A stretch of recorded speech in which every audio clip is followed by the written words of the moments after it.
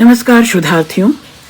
YouTube channel क्योंकि कहना ज़रूरी है में सुधा उपाध्याय के सौजन्य से सदी के महत्वपूर्ण कवियों की श्रृंखला में आज मैं रश्मि भारद्वाज जी के साथ हूँ। शोधार्थियों, स्त्री होने की विडंबना और इसके बीचों बीच जो स्वाभिमान और स्वाधीनता की महत्ता है, इसको समझने और समझाने के लिए, इसको अर्जित करने के लिए एक संघर्षपूर्ण स्वप्न भी मौजूद रहता है। तमाम स्त्री लेखन आप देखें तो उसकी मूल स्थापना और उसका अंतिम लक्ष्य दरअसल इसी पितृसत्तात्मक व्यवस्था की शिनाख्त करके साहित्य और समाजशास्त्र में दोनों जगहों पर अपनी जगह बनाता है। शोधार्थियों, कविताएं जीवन की सच्ची आलोचना होती हैं और इन कविताओं में अपना समय, अपने समय का समाज और अपने समय का परिवेश, समय, समाज और परिवेश, मैं इसलिए कह रही हूं कि इन सब से रूबरू होना और इन सब के प्रति खबरदार करना सच्चे मायने में कविताई है। लिखने और रचने का फर्क लगातार दिखना भी चाहिए।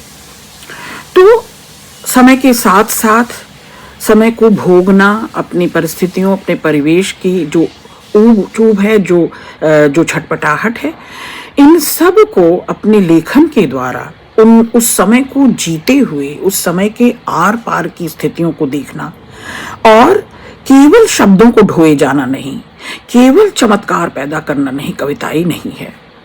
क्योंकि कम शब्दों में भी वो अनुगूंज पैदा की जा सकती है जो अर्थ की नई नई तहें खोल सके। और कविता प्रायः क्लासरूम में भी आपको कहती हूं कि प्याज की परतों से परत दर परत खुलती है, उसके कई मायने हो सकते हैं। बाज दफा ऐसा भी होता है कि मन के भीतर की जो बेचैनी है वो भीतर ही उमड़ती घुमड़ती रहती है। वो एक त्वरा के साथ, एक विस्फोट के साथ जब निकलती है तो वो कविता होती है। तो जब ये पूरी तरह सीजती है, पकती है, और पकने और सीजने का जो स्वाद है, रंग है, निखार है, खुशबू है, वो रचना में अगर दिखाई दे, क्योंकि मैंने कहा ना कि लिखने और रचने का फर्क हमें मालूम होना चाहिए। तो कविता को चिन्हना कुछ उसी तरह से है जैसे अंधेरे कुएं में झांकना। आप इसका अनुमान तो लगा सकते हैं, कवि और उसकी कविता के बीच का जो संसार है उसमें समीक्षक की, आलोचक की पकड़ या पैठ जो है वो उसी तरह हो सकती है जैसे अंधे कुएं में झांकना। आप अंधेरे में झांक कर उसका अनुमान भर लगा सकते हैं। अनुभव, संवेदना और अनुमान, उसको जीना और उसको कविता की का पता लगाना, ये जरा मुश्किल होता है। मैं बात कर रही हूँ रश्मि भारद्वाज की कविताओं की। रश्मि भारद्वाज प्रतिष्ठित कवयित्री हैं।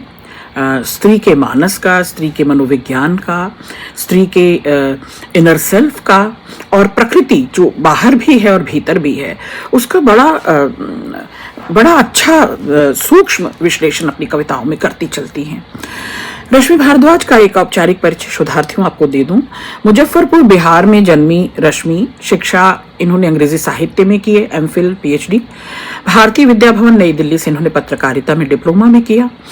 वर्तमान समय में वाणी प्रकाशन में प्रधान संपादक के रूप में रही हैं और अलाव एक साझा सपना, विमेन्स कलेक्टिव, स्त्री रचना धर्मिता पर आधारित इनकी पत्रिका का इन्होंने संपादन किया है।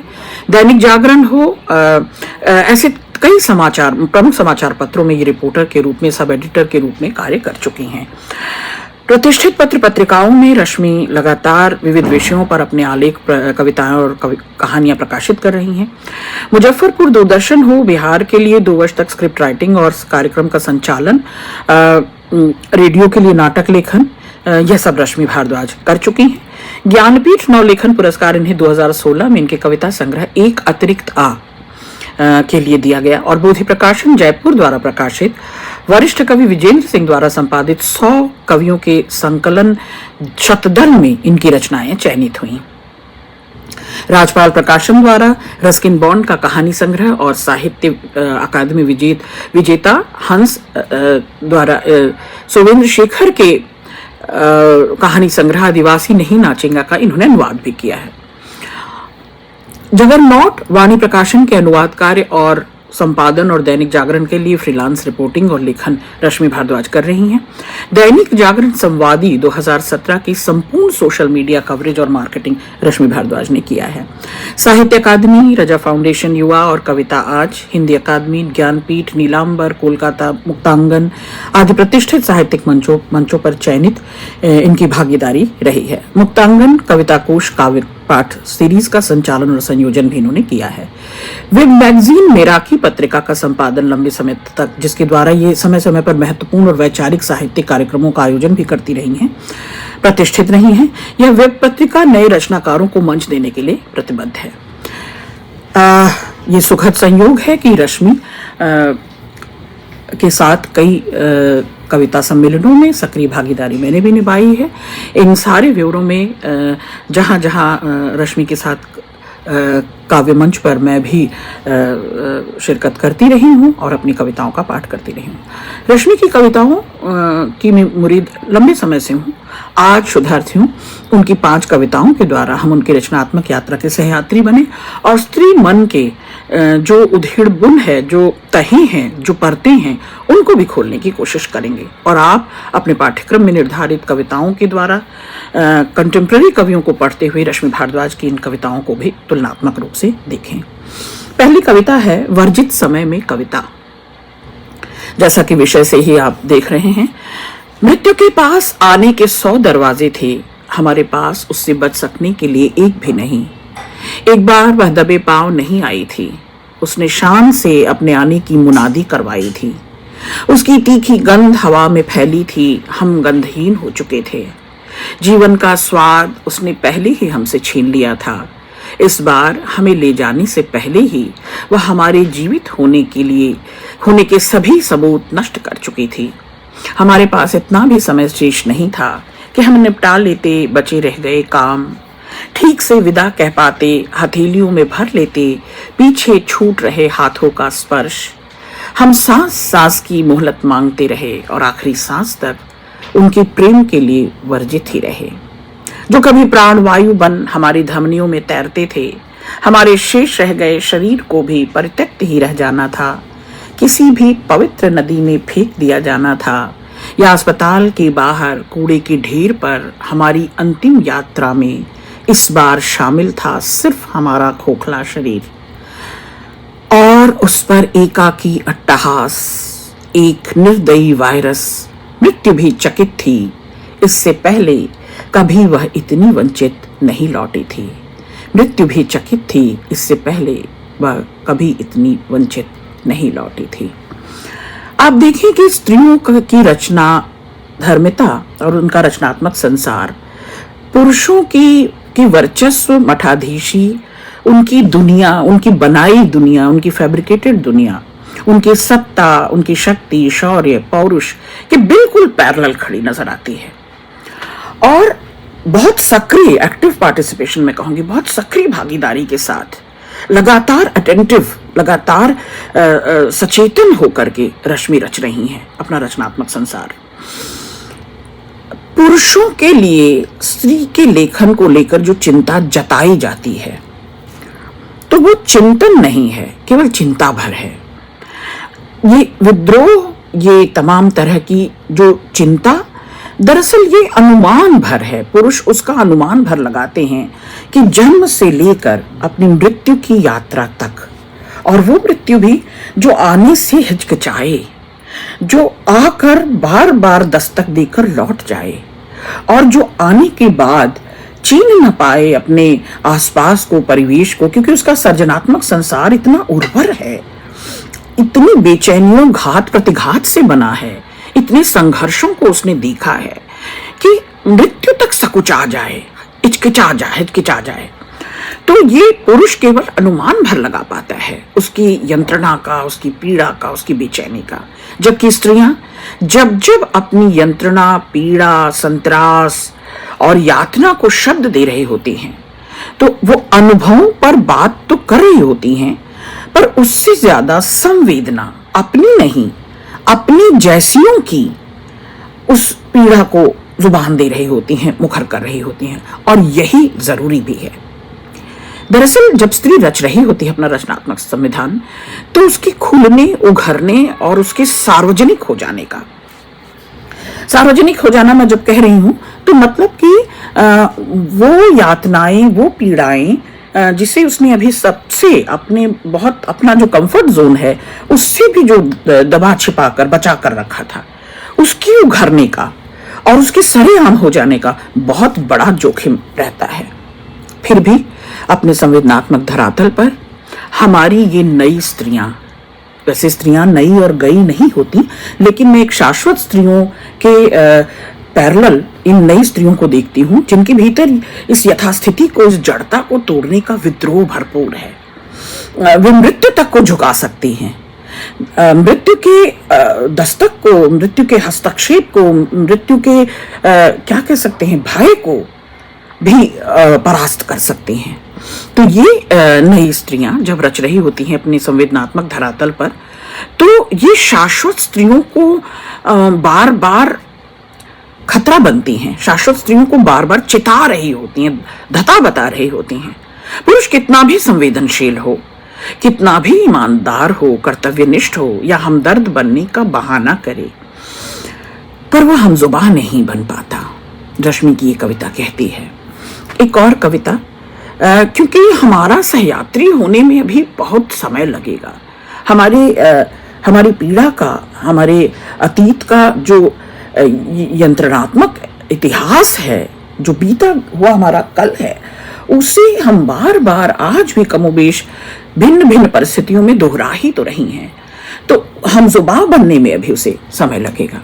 एक दूसरी कविता रश्मि की, इस अनिश्चित जीवन में स्थायी बस सहेज लिए गए दुख हैं, वह रोशनी के लिए खोलती हैं खिड़कियां, बाहर पत्थर उसकी प्रतीक्षा में रहते हैं। सुख बाई आंख में भूल से पड़ आया एक कंकड़ है, जो ढेर सारे पानी के साथ बह जाएगा। सुकून के लिए जुटाई गई हर चीज, बुद्ध की प्रतिमाएं, लैंप, मोमबत्तियां और खुशबू नाकाफी है। वह कुत्तों में तलाशती है अपने अजन्मे, जो गर्भ के अंधेरों से ही लौट गए। वह लगभग रोज एक नया पौधा रोपती है और उनसे देर तक बतियाती है, क्योंकि डायल किए गए अधिकांश नंबर कहीं न कहीं व्यस्त हैं। दुनिया का हर नशा नाकाफी है, उसकी पलकों पर जीवन की सलीब रखी है। प्रेम में भय है या कि भय से ही प्रेम है। वह अपने अंदर के उस शैतान से डरती है जिसे सब कुछ चाहिए, आंख भर की नींद, उम्र भर के सपने, थोड़ी सी आंच और एक मजबूत गर्म हथेली, जिसे थाम कर दुखों को पिघलता महसूस किया जा सके। ऐसी रातें हों जीवन में जब भय किसी खुले छूट गए दरवाजे से अंदर प्रवेश नहीं करे। अपनी पीड़ाएं और अपने स्वप्न भी किसी को उसी तरह मुक्त होकर सौंपे जा सके, जैसे सौंप दी जाती है देह। इतना कुछ चाहना, उस शैतान को अनियंत्रित छोड़ देना जो एक दिन सब निकल जाता है। प्रेम भी और प्रेम का भ्रम भी, जैसे एक शहर निगलता जाता है अपने अंदर की कविता। शोधार्थियों, आप देखें, रश्मि यहां सर्जना के उन क्षणों को, सर्जना के उन दिनों को देख रही हैं, भोग रही हैं और कहती हैं, न जाने न मालूम कितनी पीड़ाएं और स्वप्न ऐसे हैं जो अपनी छटपटाहट में हैं, जो देह से अलग हैं और जो जिसे बार बार बाहरी स्थितियां, बाहरी घटनाक्रम बार बार नियंत्रण में ले लेते हैं। भ्रम प्रेम है, प्रेम भय है या भ्रम है। इस पूरी स्थिति में जो महानगरों की का कॉन्क्रीट जीवन है, जो आपाधापी है, जो अतिरिक्त व्यस्तता है और जिसमें हम रोज रोज अपनी खुशियों, अपनी कामयाबियों, अपने सपनों, अपनी इच्छाओं और कामनाओं के लिए हम दूसरों पर आश्रित रहते हैं। रश्मि कहते हैं नहीं, वो सुख, वो कामयाबी, वो कामनाएं, इच्छाएं पूरी करने की चाह ही नहीं, था भी भीतर ही मौजूद है, जिसे हम भीतर को खंगालने में, भीतर को देखने में या अपने अंतर्धुन को तलाशने में, अपने अंतर्लय में लीन हो जाने में डरती हैं स्त्रियां। तो जिस दिन ये डर निकल जाएगा, उस दिन प्रेम भय से है या भय प्रेम से उपजा है, ये सारी बातें बेमानी हो जाएंगी। और ये शहर लगातार निगलता जा रहा है हमारे अनुभवों को, हमारी सुधियों को, हमारी स्मृतियों को, हमारे संवेदनात्मक संसार को। बेहतरीन कविता है। चौधरी, आप देखें कि जो ये नई स्त्रियां रच रही हैं, तो कविता में हर स्त्री कुछ कुछ अपनी आजी, अपनी नानी, अपनी माँ जैसी, और कुछ कुछ अपनी बेटियों जैसी, यानी शाश्वत स्त्रियों से एक हाथ में हाथ डाले, गलबहियां किए हुए अपनी बेटी की ओर बढ़ती हुई और उसकी जैसी हो जाना चाहती हैं। वो श्रृंखला, वो माँ से जुड़ती हुई माँ की कड़ियां एक होती जाती हैं। और इस पूरे परिवेश में, इस पूरे माहौल में, वातावरण में स्त्री छटपटा रही है अपने गए हुए, बीते हुए कल और आने वाले कल से। लगातार वो जूझ रही है अपने शाश्वत परिवेश से, अपने माहौल से, अपने आसपास से। और ये स्त्रियां जूझती हुई और अधिक सुंदर, श्रमशील लगती हैं। और ये नई स्त्रियां अपने जैसी, अपनी माँ, आजी, नानी और बेटी, इस श्रृंखला को थाम कर साथ साथ चल रही होती हैं और इस जद्दोजहद में लगातार संघर्ष कर रही हैं, कुछ नया देने की, कुछ नया देख लेने की, कुछ नया पाने की। तो वस्तुतः ये नई स्त्री जो है, जिसे मैं शाश्वत स्त्री के पैरेलल देखती हूँ, ये अपनी अगली पीढ़ी की स्त्रियों में भी अपना विस्तार देख रही है। उनके विद्रोह में, उनकी ओज में, उनकी आंच में, उनकी आग में अपनी कला को, अपनी उर्वरता को और अपनी सचेतनता को पाती है कहीं। तो वो नम्रता, उदारता और सहनशीलता का बोझिल इतिहास लगातार नकार रही है। और इन्हीं मायनों में रश्मि जैसी नई स्त्रियां जो आज रच रही हैं अपना प्रति संविधान, ये लगातार जूझ रही हैं, फाइटर हैं। और ये अब अपनी किससे जूझ रही हैं? शाश्वत स्त्रियों से जूझ रही हैं, पारंपरिक चेतना से जुड़ रही हैं, उन तमाम शाश्वत चिंताओं से जूझ रही हैं। चिंतन करती हुई ये स्त्रियां चुनौतियों से बार बार टकरा रही हैं। सैल्यूट। तो ये जो नई स्त्री है, ये शाश्वत स्त्री के बीच जो एक लगातार घर्षण है, एक द्वंद्व है, स्वावलंबी बनने का, स्वाधीन होने का, स्वचेतन होने का। और स्वावलंबी तो ऐसे कि वो अपने निर्णय खुद ले सकें, अपना संविधान खुद लिख सकें, अपने ऊपर किसी का नियंत्रण या किसी का प्रेशर बर्दाश्त करने के लिए अब वो बोल्ड स्टेप उठा लेती हैं, तो किसी भी परिणाम तक पहुंचती हैं। तो ये शाश्वत स्त्रियां सब तरह का जोखिम उठाते हुए भी, संघर्ष करते हुए भी, बाद में उसी पुरुष सत्ता का, उसी पुरुष वर्चस्व का, उसी मठाधीशी का, उसी शक्तिशाली, क्या कह सकते हैं, साधन, सत्ता, सुविधा को भोगते हुए उस शक्ति पुंज का, जिसे पौरुष कहते हैं, उसके अधीन हो जाया करती थी, उसके आगे सरेंडर कर देती थी, उस व्यवस्था का हिस्सा बन जाती थी। लेकिन रश्मि भारद्वाज की कविता और ऐसी तमाम कविताओं में बार बार वो चिंतन दिखाई देता है, वो चुनौती दिखाई देती है कि स्त्री की नए सवाल पैदा हो रहे हैं, उसकी नई चिंताएं उठ रही हैं, उसकी बेटी में माँ, नानी, आजी, माँ, और उसके बाद हम और रश्मि जैसी स्त्रियां और हमारी बात की बेटियां। तो एक नई चिंता, एक नए सवाल और एक नई दुनिया है, और रोज नई नई चुनौतियों से वो टकराती हैं। एक अगली कविता है स्पर्श। स्त्री अपनी योनि में रहती है। यह नानी ने अपनी माँ से सुना था।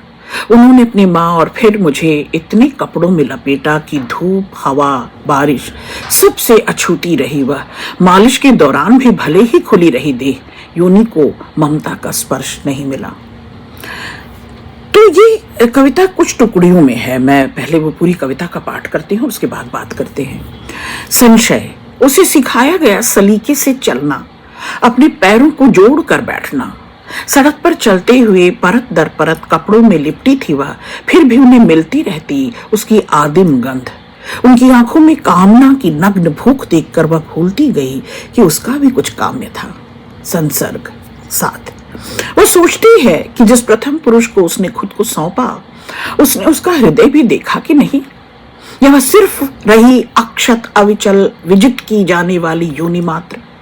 वह जो अंतिम पुरुष होगा, क्या वह भी उतनी ही कामना से भरा होगा उसके वर्ण हेतु, जब शुष्क हो जाएगी उसके भीतर की नदी? प्रतीक्षा, बलात् प्रेम की दीर्घ यातनाओं के मध्य भी शेष रही उस स्पर्श की कामना जो उसे सदियों के अभिशाप से मुक्त करे, जो उसे छूटे हुए उसके हृदय की ग्रंथियां भी खोल सके, उसके प्रेम में तरल होते हुए उसे पाषाण में परिवर्तित कर दिए जाने का भय नहीं हो। ये स्त्री के विविध रूप हैं। आप देख रहे हैं, जन्म से लेकर मां की योनि, कोख से उसकी अंतिम यात्रा तक, ये छोटे छोटे जो शीर्षक देती हुई चलती है रश्मि, दरअसल ये पड़ाव हैं उसके जीवन के, उसके संघर्ष की यात्रा के। सृष्टि, प्रथम रक्तस्राव से शिशु जन्म के अपने उद्देश्य तक सृष्टि का सारा भार वहन किया उसने। फिर भी एक स्त्री के लिए वर्जित रहा यह शब्द उसे योनि को वहन करते हुए योनि की इच्छाओं से मुक्त रहना था। अभियोग, उसे पत्थरों से पीटा गया, जंजीरों से जकड़ा गया, अग्नि से जलाया गया, सरियों से विक्षत किया गया। उपभोग के बाद वह घृणा की पात्र थी। स्त्री की मृत देह पर भी योनि को उसके होने की सजा दी गई। वे डरते थे कि उसकी अविचित कामनाओं से, उसके अंधेरे अगम्य अनंत से वह अग्निगर्भा अनसूया और सूर्यम पश्या उनके लिए नरक का प्रवेश द्वार थी, जहां से निकलकर उन्होंने सृष्टि पर अपना अधिकार किया था। मुक्ति, देवताओं ने कहा, आकार में वह किसी भी बीज सी थी, क्रांति में चंद्रमा सी वह पूर्ण थी और पूर्णामृत भी। श्री प्रीति अंगदा पुष्टि तुष्टि तथा सभी को 16 कलाओं से युक्त उसके अंदर बहती नदी से सिंचित थी धरा। वह आकाश गंगा थी और वही पृथ्वी की रहस्य गाथा। उससे मुक्ति में भी सिद्ध थी। मानवी ने कहा, शरीर के सभी अंगों की तरह एक अंग मात्र है वह, उसका स्थान तय है, उसका कर्म भी न अतिशय आकर्षण न घोर विकर्षण की पात्र। हृदय मस्तिष्क और आत्मा की तरह उसे भी स्वीकार किया जाए। एक स्त्री के अंदर उसके साथ उससे मुक्त होकर निर्बंध जीना है, उसे एक मनुष्य की तरह। तो एक स्त्री होने के दुख सुख इस कविता में, ये देह विमर्श की कविता है। देह से परे भी क्या स्त्री को सोचा जा सकता है? जैसे एक स्त्री के शारीरिक अंगों में चाहे उसे मुक्ति का द्वार कहें और चाहे उसे एक संजाल कहें, एक संगुफन कहें, एक मानव कुंठाओं का, मानव ग्रंथियों का संजाल, स्त्री को उसकी योनि भर से ही सीमित होकर, उसकी देह भर से ही सीमित होकर देखना। तो जब ये नई स्त्रियां अपना प्रतिसंविधान रच रही हैं, जूझ रही हैं, न केवल समाज से, आर्थिक स्थितियों से, राजनीति में भी बराबरी करने के लिए ये संघर्ष जब कर रही हैं, तो अपनी मुक्ति का सवाल उठाती हैं, देह की मुक्ति का भी सवाल उठाती हैं। पूरे परिवार और समाज को नहीं, पुरुष के वर्चस्व को भी, वो मानसिक जो रोगी है, जो यंत्रणा दे रहा है, बार बार स्त्री को देह भर समझ रहा है, उसके वर्चस्व को ठेस पहुंचा रही हैं। तो इस नई स्त्री की कविता में सतत लड़ाई है मनुष्यता के लिए, मनुष्य का दर्जा पाने के लिए, और समाज जुटा है सदियों से उसे कभी देवी की प्रतिष्ठा देकर एक कोने में स्थापित कर देता है, तो कभी ये नई स्त्रियां शाश्वत स्त्रियों की जो स्थापित मान्यताएं हैं उन सबसे रोज टकराती हैं, उसमें प्रतिष्ठित होने के लिए नहीं आई हैं। ये तमाम कोने अतरों को, तमाम कोनों को तोड़कर केंद्र में सेंट्रिक आइडिया, कंटेंट बनकर आना चाहती हैं। तो ये कारण है कि जो ये नई स्त्री है, कविता में उसका व्यक्तिगत, उसका जातिगत, उसका अनुभव, उसका तेवर, उसका चिंतन, उसकी तमाम जो सक्रियता है, वो केवल पुरुष को चुनौती नहीं देती है, उसके वर्चस्व को चुनौती देती हैं, उसके उस रुग्ण मानसिकता को चुनौती देती हैं। तो जब जब यह नई स्त्री चुनौती दे रही है, चाहे वो शाश्वत स्त्रियों को भी चुनौती दे रही है, घर परिवार को दे रही है, बच्चों के दायित्व को केवल निर्वाह करते जाना अपने अस्तित्व की तलाश नहीं है। ये नई स्त्रियां शिक्षा में, योग्यता में, हुनर में, शौक में जूझना जानती हैं और ये शाश्वत स्त्रियों के द्वारा खड़ी गई चुनौतियों को भी लगातार अपने आने वाले कल का सपना देखते हुए उस सामाजिक असमानता को दूर करने के लिए गाहे बगाहे अपने असंतुष्टि को, अपनी अतृप्ति को दर्ज कराती हैं, दस्तावेजीकरण करती हैं। तो ये जो सामाजिक अंतर विरोध को पकड़ रही हैं स्त्रियां, ये केवल तड़पती नहीं हैं, ये किसी डिप्रेशन, फ्रस्ट्रेशन या दुख सुख के परे हार जाने का डर या इस विसंगत अर्थव्यवस्था में, कुटिल राजनीतिक भेदभाव में केवल शिनाख्त कर दिए जाने के डर से निकल चुकी हैं और अब ये दुस्साहसी हैं, बोल्ड हैं, डोमिनेटिंग की संज्ञा पा रही हैं। तो जब तुलसीदास कहते हैं कि जिमी स्वतंत्र होए बिगड़ही नारी, स्वतंत्र हो जाएंगी, जब आजाद ख्याल हो जाएंगी स्त्रियां, तो बिगड़ने का बड़ा खतरा है। स्वाधीन चेतना का चिंतन लेखन करती हुई स्त्रियां बिगड़ी हुई स्त्रियां हैं। तो ये हम जैसी बिगड़ी हुई स्त्रियों की गाथा है कविता। हम कब तक इस घुलनशील पदार्थ बनकर इस समाज में रहेंगी? हम कब तक ऑब्जेक्ट के रूप में अनुकूलित की जाती रहेंगी? हम इन तमाम चिंताओं से, दुविधाओं से, असमंजस से, विषम परिस्थितियों से उठकर अपनी जैसियों में विद्रोह, साहस और जोखिम भरेंगे।